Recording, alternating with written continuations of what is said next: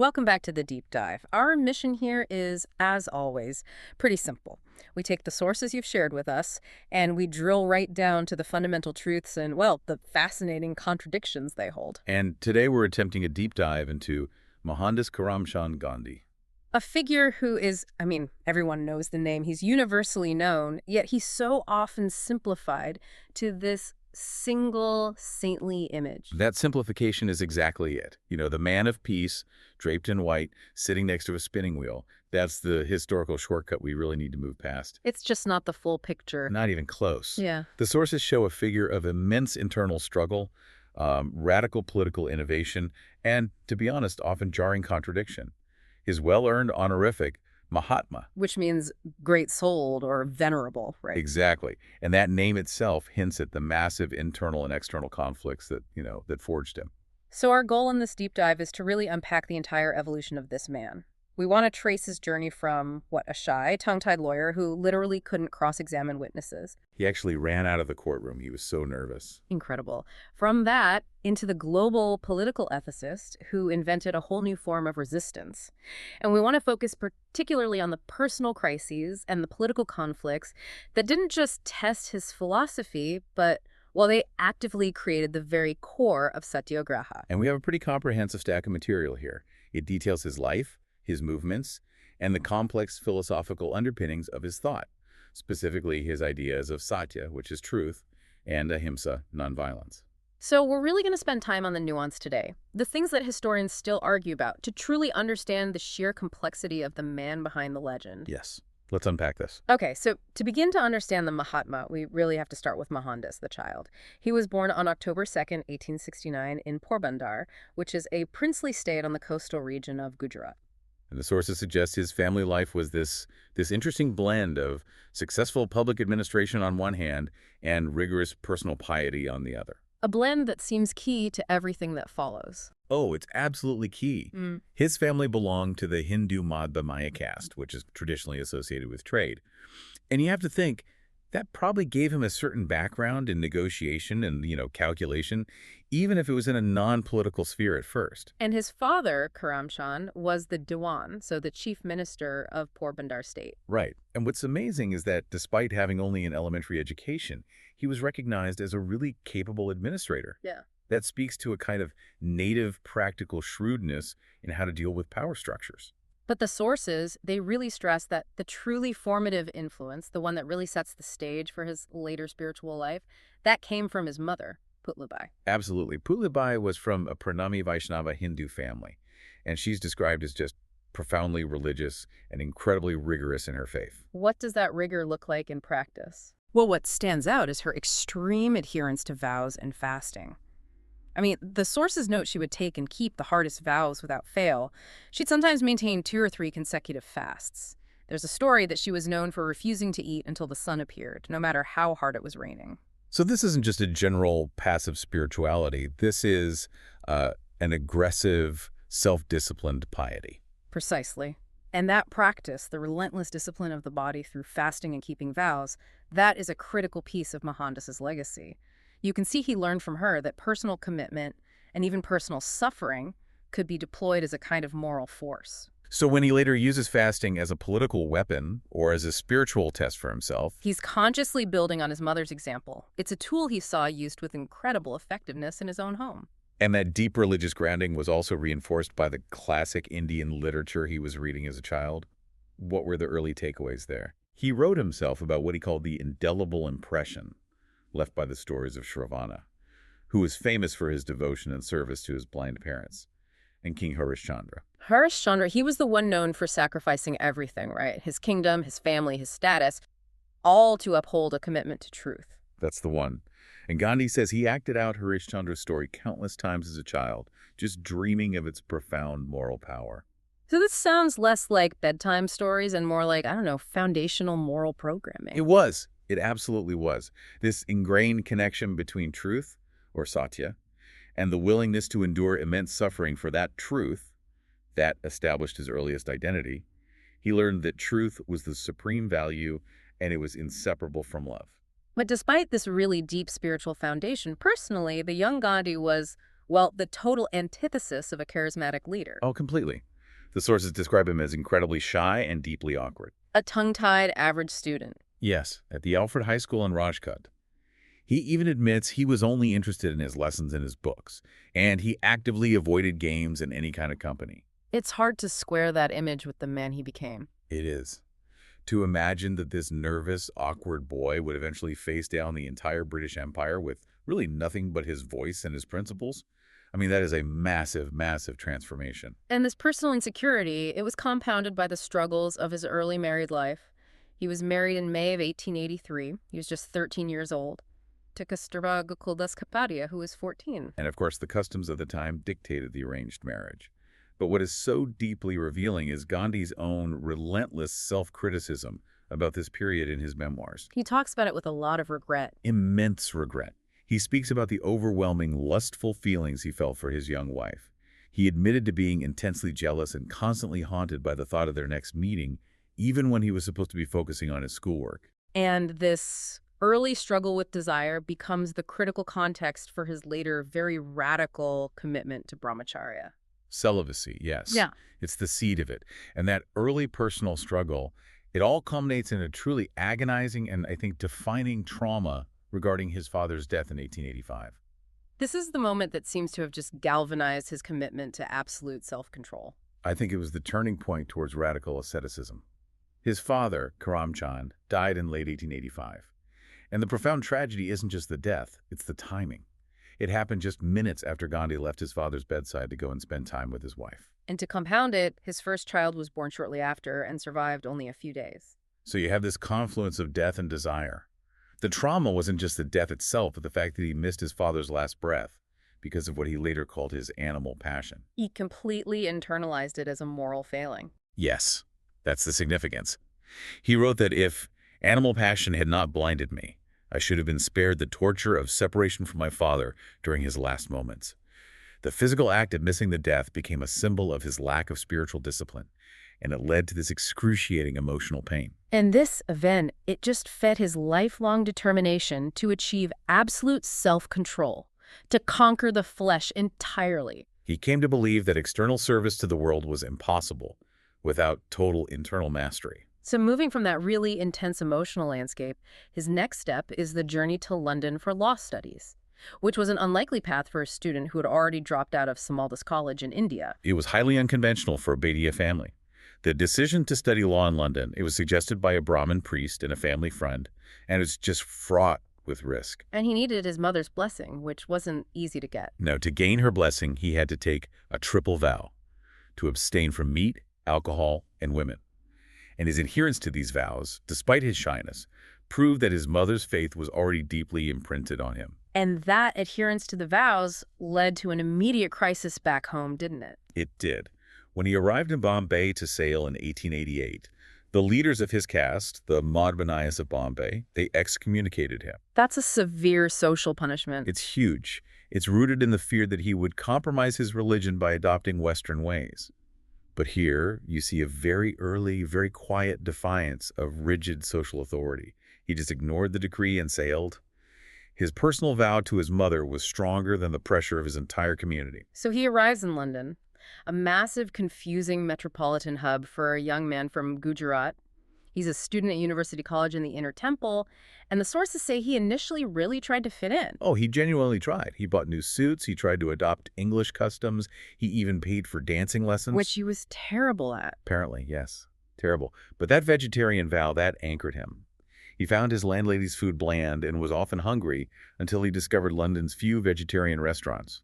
And this led him to join the London Vegetarian Society, the LVS. Okay, so here's where it gets really interesting. This shy, awkward young man gets involved in what became his first known political challenge to an established authority. It's a remarkable piece of foreshadowing, isn't it? He was elected to the LVS Executive Committee, and a conflict arose centered on a man named Thomas Allinson. Allinson was a fellow member who was also promoting birth control. Yes, and the LVS president, a man named Arnold Hills, was a moral Puritan who wanted to expel Allinson. He argued his views undermined the society's moral standing. Now here's the tightrope. Gandhi himself morally opposed birth control. He actually aligned with President Hills's conservative perspective on that. He did. But he defended Allinson's right to remain a member, not Allinson's views. This is a crucial distinction. He's arguing for procedural fairness. Exactly. Gandhi argued that the LVS was fundamentally a society for promoting vegetarianism, and it was improper and overly restrictive to exclude a man simply because they disagreed with his views on sex or other morals. He was arguing for freedom of association over moral conformity. It's a profound distinction to make. But given his immense shyness, that tongue-tied student we talked about, how did he actually deliver his defense in the debate? Well, that's the thing. He couldn't speak. When it was time for the debate, his shyness was so profound, so physically overwhelming, that he wrote all his arguments down on a piece of paper. And then he had someone else read it. He couldn't even read the arguments himself. And the ultimate irony is that Arnold Hills, the very president he was arguing against, had to ask another member to read Gandhi's defense of Allinson for him. You can't make that up. You really can't. The motion to exclude Allinson was lost.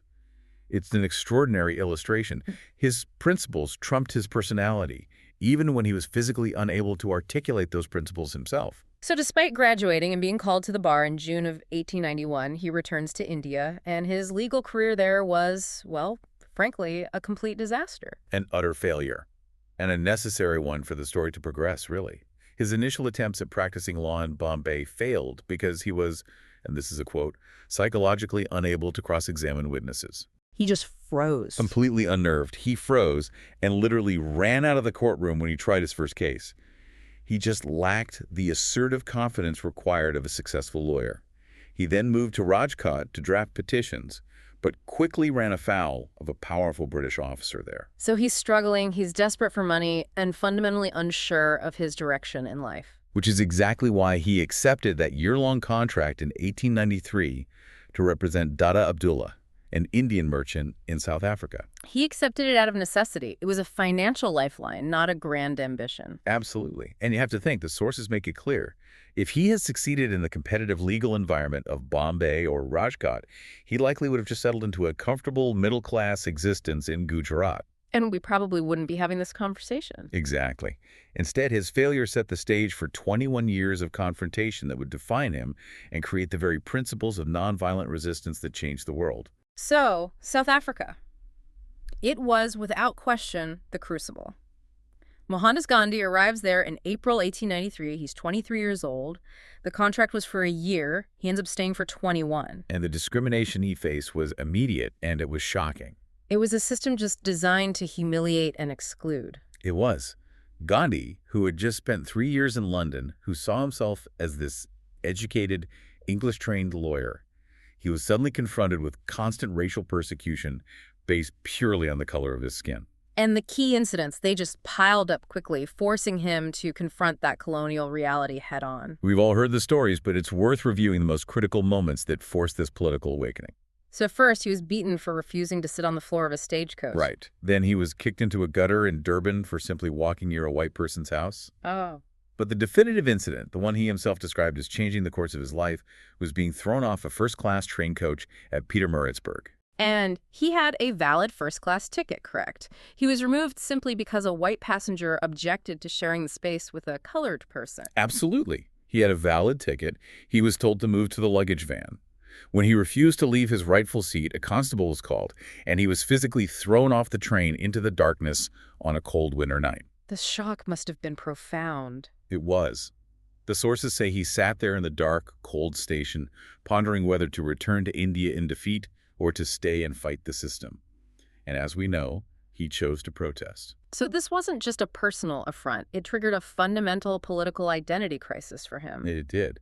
The historian Arthur Herman notes that Gandhi initially considered himself a Briton first and an Indian second. He arrived there largely to represent the interests of the Indian business class. But the prejudice he experienced and what he observed against indentured Indian laborers and the African population, it made him realize something. It made him realize that his perceived place within the British Empire was a fiction. The empire only saw him as a subhuman colored man. And this forced him to question and then ultimately reject the entire colonial framework. So the Abdullah case that brought him there, it concluded pretty quickly, but he didn't leave. No, he immediately transitioned from being a lawyer into a dedicated community organizer. He literally turned his own farewell party into a working committee To do what exactly? to resist a new discriminatory law that sought to strip Indians of their right to vote. And this crystallized into the Natal Indian Congress, which he founded in 1894. And he was successful in uniting the Indian community there. Very. He united the diverse Indian community. You had traders, former indentured laborers, Hindus, Muslims, into a single coherent political force. That was something the British had not anticipated at all. We also see the principle of non-retaliation, ahimsa, emerging very early on, even before the philosophy really had a name. The 1897 Durban attack is just a powerful illustration of this. Upon landing, he was physically attacked by a mob of white settlers. He was saved only by the intervention of a police superintendent's wife. And despite being bruised and insulted, he famously refused to press charges against the mob. He did. He believed that to forgive, to willingly absorb the violence without seeking legal retribution, that was a more powerful moral strategy than conventional punishment. It was a very early practical application to his developing ideas. But here is where we encounter one of the major complexities, one of the contradictions. How do we reconcile this early commitment to non-retaliation with his active participation as an auxiliary in British military conflicts? That is the essential contradiction that requires scrutiny. Yeah. It's a tough one. During the Boer War in 1900, he volunteered the Natal Indian Ambulance Corps. He raised 1,100 Indian volunteers. What was his motivation for that? It seems to go against everything else. Well, according to the sources, it was deeply rooted in the colonial social dynamics of the time. He wanted to disprove the pervasive British stereotype that Indians, especially Hindus, were inherently weak, effeminate, and not fit for manly activities or civil responsibilities. So it was a political calculation. It was. He did it again in 1906, leading a mixed Indian and African stretcher-bearer unit during the Bambatha Rebellion. So his willingness to serve was a calculated move to earn respect and rights within the empire, even if it meant participating in conflicts against the empire's enemies or, in the case of Bambatha, against indigenous rebels. Exactly. He was trying to prove that Indians were worthy subjects who contributed to the common defense. The tension is undeniable, but it shows his realpolitik at the time. Yet this intense period of conflict and political disillusionment is what forced the creation of his most enduring philosophy, Satyagraha. And the catalyst for that came in 1906. The Transvaal Act. That was the critical trigger. The Transvaal Asiatic Law Amendment Ordinance of 1906. What did that act do? It compelled all Asian populations, mostly Indians and Chinese, to register, provide fingerprints, and carry ID certificates at all times. This system of compulsory biometric identification was deeply, deeply humiliating. Historians point out it was designed to treat Indians not as citizens or even subjects, but as criminal subjects. That's the term.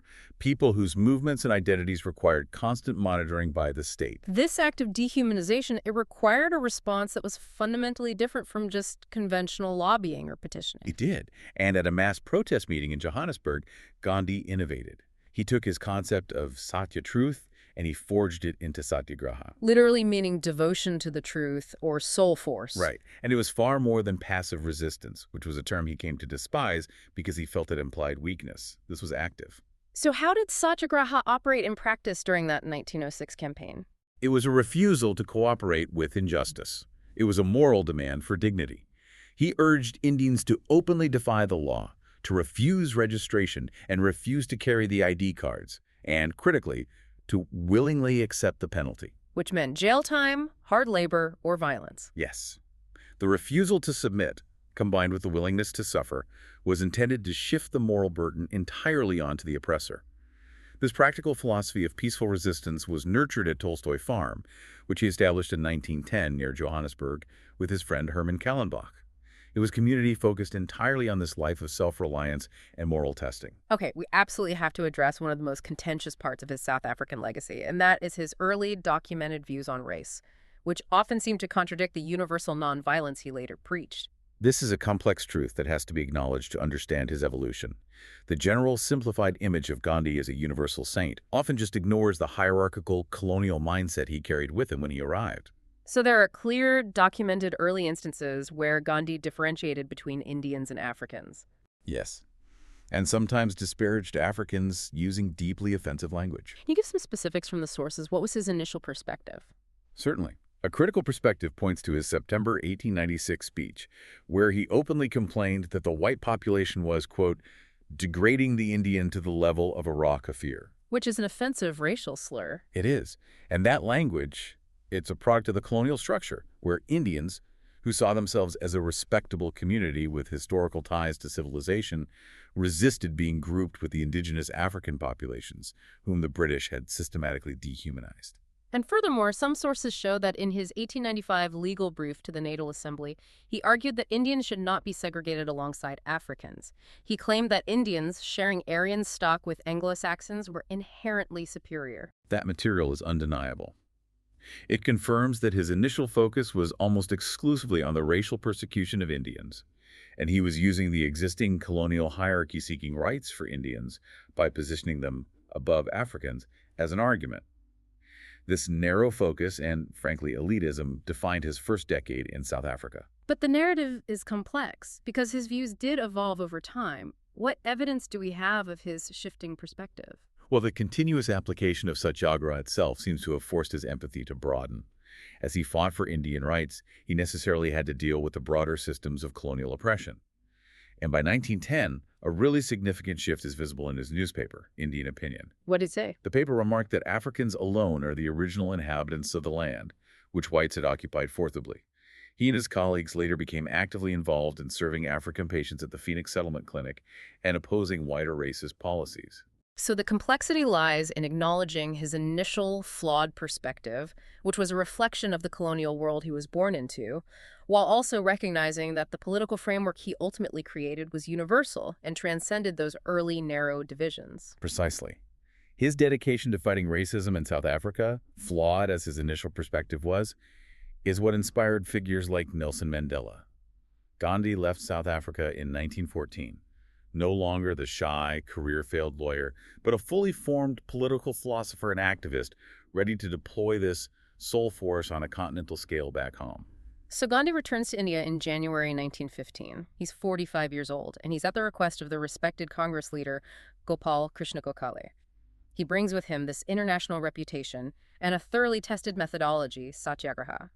And his first few years back were dedicated to grounding that methodology in the Indian context. He didn't just jump straight into national politics. Instead, he spent a full year traveling and just observing. He was adapting Gokhale's approach. He took Gokhale's liberal political approach, which was rooted in British parliamentary traditions, and he radically indigenized it. He made political action accessible to the common person, not just the educated elite. And the first major test of this new style was the Champaran agitation. This was in 1917 in Bihar. It targeted the Anglo-Indian plantation owners, who were forcing local peasants to grow indigo, a cash crop whose demand was collapsing because of synthetic dyes, and forcing them to sell it at fixed starvation prices. So he used mass nonviolent protest. Yes, he organized the peasants to resist without violence, and it completely surprised the administration.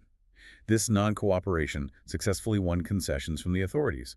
It was his first major success in India. And this was immediately followed by Quetta in 1918. Right. Quetta in Gujarat was suffering under devastating floods and famine. The peasantry was in desperate need of tax relief, but the British government was rigid, demanding full payment. So Gandhi organized again. He shifted his headquarters, organizing key volunteers, including a man who would become a future leader, Vallabhbhai Patel. They initiated a signature campaign pledging non-payment of revenue, even under threat of land confiscation, and it was backed by a robust social boycott of revenue officials. It sounds like a strategic deployment of his South African tactics non-cooperation to force the government's hand. It was. The peasant movement successfully forced the British to suspend tax collection until the famine conditions ended. These early victories were so crucial because they demonstrated that nonviolent resistance worked, and that Gandhi was a pragmatic leader who could achieve tangible results for the poorest sections of society. These early successes were foundational. But the real turning point, the thing that pushed Gandhi toward demanding complete Swaraj self-rule, was the seismic shift caused by the events of 1919. That was the response to the Rowlatt Act and the subsequent Jallianwala Bagh massacre. The Rowlatt Act was deadly offensive, wasn't it? It permitted the British government to arrest civil disobedience participants and allowed for indefinite detention without any judicial review. Gandhi saw this as institutionalizing tyranny. His plan, Satyagraha against it, led to mass assemblies all across the nation. And the massacre that followed was a moral stain on the Raj. On April 13, 1919, in Amritsar, Brigadier General Reginald Dyer ordered his troops to fire on hundreds of unarmed, peacefully gathered civilians, including women and children, and they were trapped inside an enclosed space. The result was hundreds killed. The tragedy enraged the entire subcontinent. It led to widespread rioting and property destruction by the Indian populace. It did. But what's so crucial is Gandhi's response. He didn't use this horrific anger to further violence. What did he do? His response was revolutionary. He demanded that the Indian people stop all violence and property destruction immediately. He went on a fast to death, applying moral pressure against his own people to halt their rioting. So he fasted against his own supporters. Yes. This commitment to ahimsa, even when faced with atrocity and legitimate fury, is what truly shifted his focus entirely to achieving political independence. He realized that India would never be treated fairly or equally under British rule. The entire system had to go. So by 1921, he had leveraged this momentum and assumed the leadership of the Indian National Congress. And then he strategically moved to broaden his political base, notably through a controversial alliance with the Muslim Caliphate movement. This is a brilliant tactical move to try and forge Hindu-Muslim unity. The Caliphate movement championed the cause of the Turkish Caliph, who was the symbol of Sunni Islamic solidarity after the Ottoman defeat in World War I. So by having Congress support this Muslim religious issue, Gandhi successfully generated a powerful, though temporary, Hindu-Muslim cooperation against the British, which for a time quelled communal violence. His stature as a national unifying leader just soared. his non-cooperation platform was also expanded through the Swadeshi policy, and this is where his radical economic vision really began to clash with modernizing forces. Swadeshi translates as self-sufficiency, and it demanded a complete boycott of all foreign-made goods and British institutions. The most visible symbol of this was khadi homespun cloth. And Gandhi didn't just ask people to wear it, he exhorted every single Indian, from the richest merchant to the poorest laborer, to spend time each day spinning khadi. It was a political statement, an economic tool, and a spiritual exercise all in one. Why was the spinning wheel so crucial to him? It was revolutionary in its simplicity. First, it provided a source of supplemental income to millions of poor rural Indians, completely bypassing the industrialized British mills. And Second, it was a profound act of identification with the poor. For Gandhi, every single turn of that wheel was a political vote against British economic exploitation.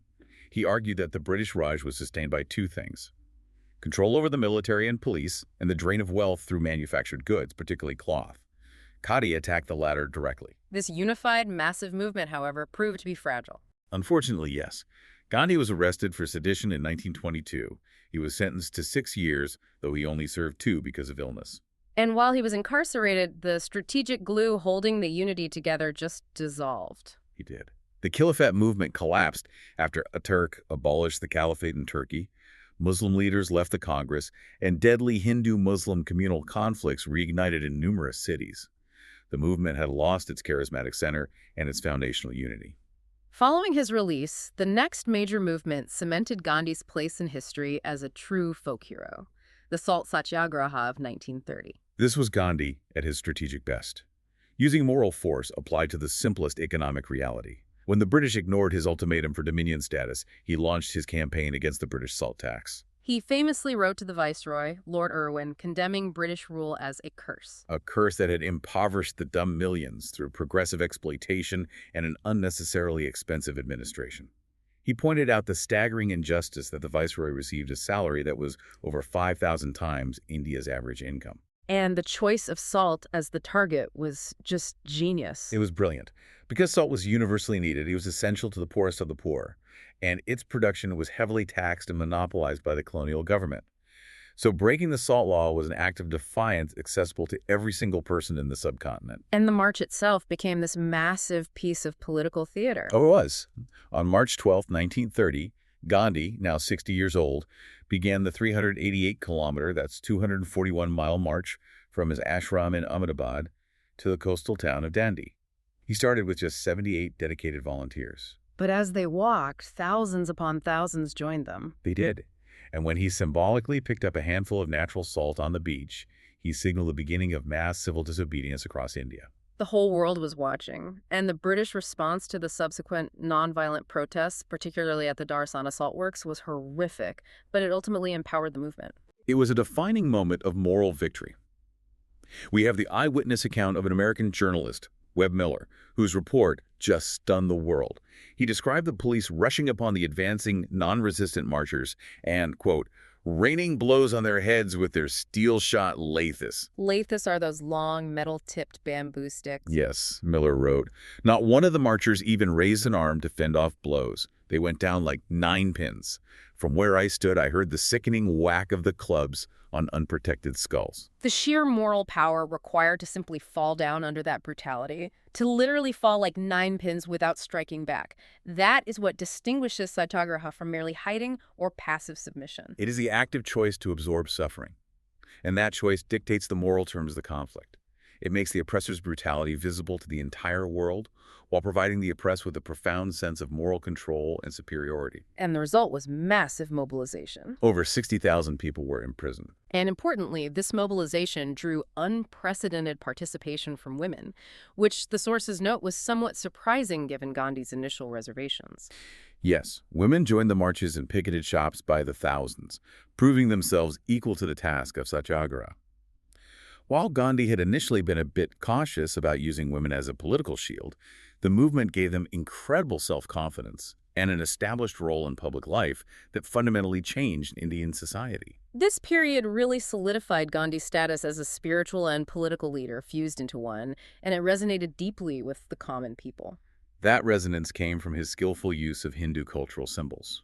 The sources detail how his message was internalized culturally, especially in rural areas. In Andhra Pradesh, for instance, Telugu plays were created that linked Indian mythology to his ideas, portraying Gandhi as a messiah or a reincarnation of ancient leaders. He spoke of achieving Rama Raja. Yes, which translates to the righteous rule of Rama. And what did Rama Raja mean practically to the rural poor, especially when you contrast it with the British Raj? It was a concept of divine, ethical governance, a golden age where rulers were just, ethical, and cared for their subjects without greed or exploitation. It contrasted so sharply with the chaotic, exploitative Raj, which they perceived as rule without dharma or righteousness. By framing independence in these spiritual and cultural terms, he mobilized belief, not just politics. So following this mass mobilization, the British were forced to the negotiating table.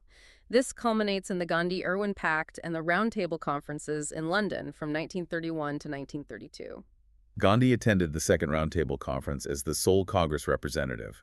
He hoped to discuss full independence, but he was profoundly disappointed by the British strategy. What was their strategy? They focused heavily on securing rights and representation for Indian princes and various minorities, all based on communal divisions. This was the classic divide and rule strategy, which he vehemently opposed. Absolutely. Whoa. He believed this focus on communal divisions would just perpetuate status differences and distract from the ultimate goal of ending colonial rule, leading to a fractured nation. And while he was in London, he rejected the luxury offered by the British government. He did. He chose instead to stay in a small cell bedroom at Kingsley Hall in the East End, among working-class people. This intentional simplicity was meant to underline his moral authority, even on the global stage. That moral authority didn't deter his enemies, though, particularly Winston Churchill. No, Churchill became Gandhi's most articulate and venomous enemy. In a widely reported 1931 speech, Churchill famously ridiculed Gandhi, calling him a seditious Middle Temple lawyer and labeling him a half-naked fakir for daring to stride up the steps of the Viceroy's palace to parley with the King Emperor's representative. And Churchill's hostility only grew throughout the decade, painting Gandhi as a clear danger to the empire. Churchill saw Gandhi not as a political leader, but as a Hindu Mussolini, an aspiring dictator, driven by religious zealotry and aiming to foment a race war and replace the Raj with a government of Brahmin cronies. While these attacks gained traction among British conservatives, they also, paradoxically, increased international support for Gandhi. They did, among liberals and anti-colonial movements worldwide. The final decisive push for independence came during World War II with the Quit India movement. Gandhi opposed Indian participation in a war that was ostensibly being fought for democratic freedom, while that same freedom was being denied to India itself. By 1942, he intensified his demand for immediate independence. In a speech in Mumbai, he issued the fateful call to action, Karo ya maro. Do or die. That phrase is incredibly forceful. How did he balance that with his core principle of nonviolence? He was meticulous about it. He urged his countrymen to act, to push for independence with all their strength, but strictly not to kill or injure British people. He accepted that the ordered anarchy of the current administration, the tyranny and exploitation, was worse than the real anarchy that might follow an immediate British withdrawal. So he was willing to risk internal disorder for freedom, provided the struggle remained fundamentally nonviolent. Yes, and the British responded instantly to the Quit India movement. Gandhi and all the major Congress leaders were imprisoned for 2 years. A period that proved personally tragic for him. His wife, Kasturba, died while he was in jail in 1944. When he was finally released, the political landscape had fundamentally changed, which led to the ultimate heartbreak of partition. The Muslim League, led by Muhammad Ali Jinnah, was now demanding a separate Muslim homeland, Pakistan, and Gandhi completely resisted this. Completely. Gandhi insisted on a united, religiously plural India. He engaged in extensive correspondence and meetings with Jinnah, arguing passionately for unity based on the principles of equality and a shared destiny. But Jinnah was adamant. He was. He rejected Gandhi's vision and demanded a separate state. The ultimate tragic cost of this division arrived in August 1947. It was truly horrific. The partition resulted in widespread, deadly religious violence. Estimates suggest over 500,000 people were killed as up to 12 million displaced non-Muslims, and Muslims migrated across the newly drawn borders. And Gandhi opposed the partition right to the very end. He did.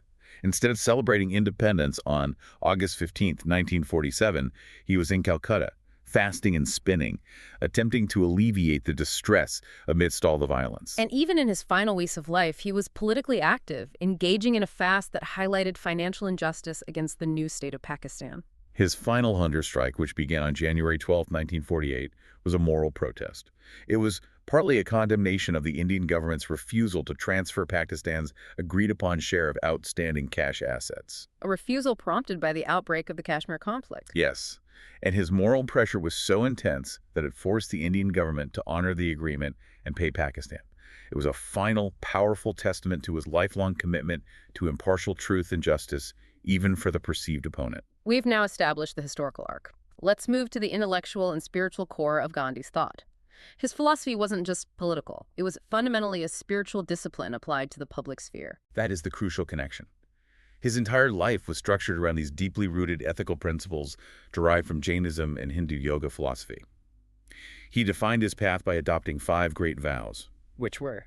Satya, which is truth, ahimsa, nonviolence, brahmacharya, celibacy, asteya, non-stealing, and aparigraha, non-attachment. That sounds less like a political manifesto and more like a monk's path. How was he able to sell this extreme internal discipline to millions of ordinary non-ascetic Indians? He linked internal control to external moral efficacy. He stated explicitly, "Unless you impose on yourself the 5 vows, you may not embark on the experiment at all." For Gandhi, if you did not master your inner self, your desires, your passions, your fear, you could not reliably practice the discipline of ahimsa in the chaotic external world of politics. So internal purification was the prerequisite for effective political action. Exactly. And the very core of his political movement was built on his concept of truth, Satya. He spent his life pursuing Satya. He did. He famously stated, "Truth is God," though he later changed this to the even more profound assertion, "God is truth." Philosophically, Satya is synonymous with the non-dual universal being Brahman, Atman, found in the Advaita Vedanta tradition. It's the fundamental reality that pervades all things and links all beings. So the spiritual belief in the unity of the soul, the Atman, is what underpinned his political demand for equality and nonviolence. Absolutely. If all beings share the same one soul, the Atman, then they are fundamentally equal. And causing harm, himsa, is an injury to oneself. Therefore, nonviolence, ahimsa, becomes the essential nature of that shared soul. This deep philosophical commitment is the spiritual framework from which Satyagraha emerged. So let's define Satyagraha again, moving beyond the simple nonviolent resistance label. How is it truly a soul force? It translates literally as reliance on the truth. Gandhi defined it as active, dynamic love. It is not passive, it is a moral form of aggression. The objective is never to injure the oppressor, but to purify them, to awaken their own inherent sense of Atman and Satya. It operates on the principle that love conquers hate. Yes, and it demands immense courage and moral fortitude, not simply endurance. And this moral power is forged through the willingness to endure suffering, which he called the law of suffering. This is a radical concept. The doctrine of the law of suffering holds that enduring suffering, rather than inflicting it, leads to moral upliftment and converts the opponent. By absorbing violence without retaliation, the Satyagrahi demonstrates the moral bankruptcy of the opponent's action. And it simultaneously frees them from fear and makes their cause visible and undeniable. Precisely. It gives the oppressed a powerful psychological tool. They dictate the moral terms of the engagement. Yet we've already noted the complexity here. His commitment to nonviolence wasn't absolute pacifism, especially when he compared it to cowardice. This is the critical and often misunderstood caveat. Gandhi explicitly stated that nonviolence was infinitely superior to violence, but he categorically preferred violence over cowardice. What was his reasoning for that? He believed that if the only moral choice was between violent defense and cowardly submission to oppression, then violence was the superior moral choice, because submission dishonored the Atman. He added he would rather have India resort to arms in order to defend her honor than that she should, in a cowardly manner, become or remain a helpless witness to her own dishonor. Okay, now we have to turn to the most difficult and, I think, controversial aspect of his personal spiritual experiments, brahmacharya, or celibacy. This is where his quest for self-mastery reached its most extreme point. It takes us right back to that 1906 vow, driven by the trauma of his father's death. For Gandhi, brahmacharya meant total control over all the senses, not just sexual abstinence. It extended to abstinence from foods he believed stimulated passion. Which is why he eventually gave up milk. Right, believing it was an animal product that stoked the fires of the flesh, his entire life became an exercise in renunciation. The controversy centers specifically on the extreme experiments he conducted later in life, particularly after his wife Kasturba's death in 1944. Yes, Gandhi felt that to be a reliable moral guide for the nation, he had to prove his brahmacharya was absolute, that his will was totally detached from lust. And these experiments were complex, and they escalated over time. They did. They included sleeping in the same bed, often naked, with women. This included his 18-year-old grandniece Manu and Abha, the wife of his grandnephew, in his final years. From the outside, the reaction must have been one of just shock and confusion. How did Gandhi philosophically justify these extreme actions? He insisted it was a necessary test of purity and aparigraha, non-attachment. He argued that if he could sleep with a woman and remain entirely free of desire, it proved his absolute spiritual mastery. It validated his status as a Mahatma and a reliable moral guide. He saw it as proof. He believed that refusing to let Manu sleep with him would be an admission of his own personal weakness and his fear of temptation. He was seeking to demonstrate to the world and to himself that his soul force was invincible. Yet the sources clearly document severe negative reactions from his inner circle. This illustrates the tension between the political leader and the radical ascetic. Absolutely. There were staff resignations. 2 editors of his newspaper refused to print his sermons on the subject. His Bengali interpreter, Nirmal Kumar Bose, was deeply critical. But not of his spiritual intent. Not necessarily. His concern was more for the psychological effect these demanding experiments would have on the young women involved. This reveals that even among his most devoted followers, there was a profound concern that his relentless pursuit of internal purity sometimes superseded conventional ethics and human compassion. Finally, we must look at the powerful critical voices from his peers regarding his entire philosophical and political approach. These critiques provide essential balance. The first major critique came from Muhammad Ali Jinnah. Jinnah vehemently opposed Satyagraha because he saw Gandhi as reviving Hinduism through political activism. He thought Gandhi was steering Congress away from legitimate constitutional negotiation. Yes, the kind of negotiation Jinnah understood. He saw it moving toward mass agitation rooted in religious symbols like Rama Raja and extreme asceticism. He felt this approach inherently alienated Muslims and was unconstitutional and chaotic. And perhaps the most trenchant critique came from B.R. Ambedkar, the principal leader of the untouchables, the Dalits. Ambedkar dismissed Gandhi's social and political ideas outright. He felt Gandhi's focus on the idealized village and simple living just ignored the immediate desperate need for structural, political, and economic power for marginalized groups. So he saw it as impractical. He stated Gandhi's philosophy was loved only by blind Hindu devotees and was a primitive, impractical, spurious brew of Tolstoy and Ruskin. Ambedkar believed that Gandhi's ideas offered superficial social reform while failing to address the fundamental structural inequality of the caste system. These complexities, the shy man who mastered fear, the non-violence preferred over submission, the devotion to truth that led to controversial self-testing, make his figure far more compelling than the simple saint. It's this messy journey that created the global icon. And the end of Gandhi's life was tragically and directly tied to the very communal conflicts he had spent decades trying to resolve through unity and nonviolence. On January 30th, 1948, Mohandas Karamchand Gandhi was assassinated. He was 78. He was walking to his daily prayer meeting in the garden of Birla House in Delhi when Nathuram Godse, a militant Hindu nationalist, stepped out of the crowd. He fired 3 bullets into his chest at close range. He died almost instantly. What was the specific driving motive behind Godse's action? Godse and his co-conspirators were deeply involved with Hindu nationalist ideology. They believed Gandhi had been too resolute in his defense of both Pakistan and Indian Muslims. And this belief was intensified by Gandhi's very last political act, his hunger strike. Yes, the one that had pressured the Indian government into transferring Pakistan's previously withheld share of outstanding cash assets. In the context of the Kashmir conflict and the ongoing violence, Godse viewed this act of impartial justice as high treason against the Hindu population of the new state of India. The national reaction was immediate and profound. It plunged the newly independent nation into mourning. Prime Minister Jawaharlal Nehru addressed the nation, famously announcing the tragedy. The light has gone out of our lives, and there is darkness everywhere. Despite the lingering political divisions, the mourning was universal. Over 1 million people joined the funeral procession. Yes, a 5-mile-long procession, which took over 5 hours to reach the cremation site at Rajghat. And the assassin and his co-conspirators were swiftly brought to justice. 8 men were convicted for the murder conspiracy. Nathuram Godse and his associate Narayan Apte were sentenced to death by hanging. The remaining conspirators received life imprisonment. Godse's final statement tried to justify the murder. He did, claiming Gandhi's policies favored Muslims and weakened the nascent Indian state. It was legally suppressed, but it solidified the narrative that Gandhi died a martyr to the cause of religious pluralism. Despite the tragic end, the global influence of Gandhi's doctrine was immense. It provided a blueprint for freedom movements all over the world. His legacy as the architect of nonviolent resistance is arguably unmatched. It inspired movements across continents. Martin Luther King Jr., the leader of the U.S. civil rights movement, often spoke of Gandhi's influence. He famously said that Christ gave us the goals and Mahatma Gandhi the tactics. Exactly. He provided a practical methodology for achieving justice without bloodshed. And his influence extended well beyond America. Absolutely.